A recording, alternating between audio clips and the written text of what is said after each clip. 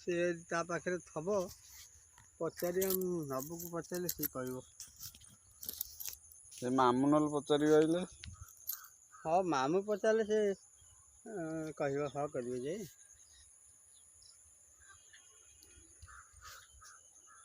केते उच्च से धान बढ़ी हन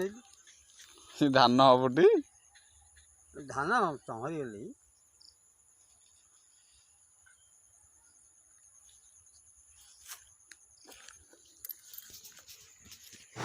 जय जगन्नाथ सांग मैंने गोटे नुआ वीडियो को आपण मानक स्वागत आज मो माँ को नहीं आसी मामू घर को माने अजा घर को ये आगुरी जो देखिले सी आम अजा हे बर्तमान ये जो देखली ये बिल हूँ आम अजा सब धान होती अजा एपट को आगे आगे गले मुझे पछरे चलली ये छतु चाष होती अजा गले छतु देखापी मुंडा को आस जारी छतु देखा गल छतु आणिल भर काढ़ ये छतुटा प्राय शेष हो जापटा बेस छतु ना क्या भाँ गोटे गोटे फुटुची अजा आगू गल आगे छतु अच्छी बोधे खोजुंट छतु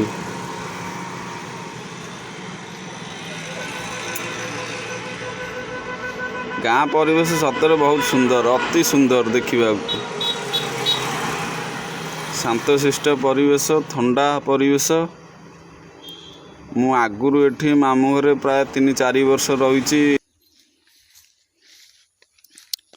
गिरिया में गोटे थर छतु पहले केते दिन रे कढ़ा हबो पुणी केते दिन रे सब पुणी कढ़ा हबो 10-15 दिन तोला केते दिन हबो तोला केते दिन हबो तोला की हां तोला पर 2 दिन मात्र 2 दिन 2 दिन पर पुणी भंगा हो सब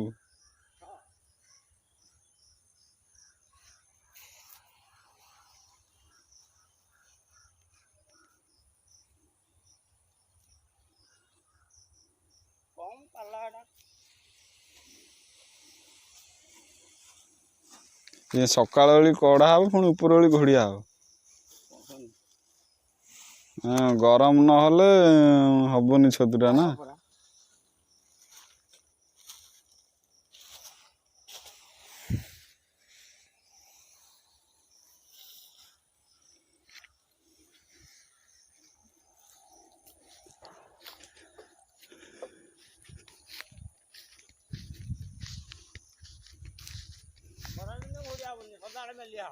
खरा दिन रे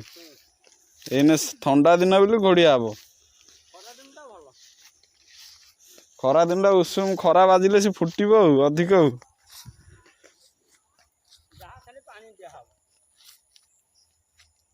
पानी जहाँ दिया हम खाली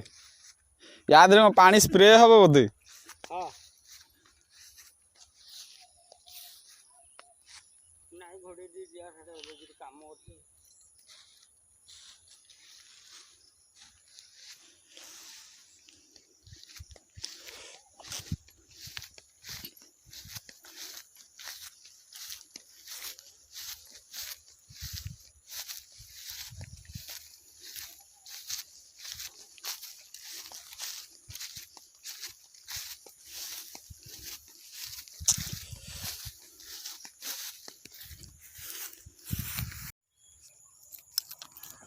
मो पिला बेल प्राय एठार कटी 4-5 वर्ष खंडे मु भी एठी बिलरे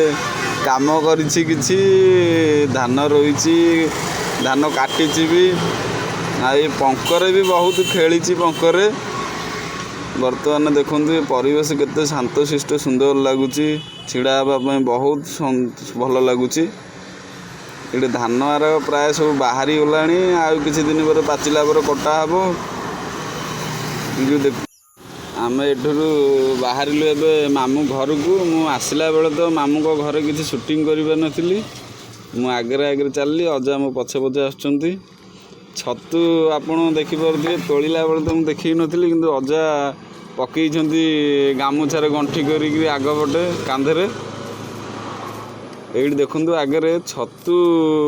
କେମିତି କରାଯିବା ପାଇଁ ଗୋଟେ ଛୋଟ ପାଲ ପକାଇ କୃତ୍ରିମ ଗାଡ଼ିଆ ଟାଇପ୍ର କରାଯାଇଛି, ଯେଉଁଥିରେ କି ମେସିନ୍ ସାହାଯ୍ୟରେ ପାଣି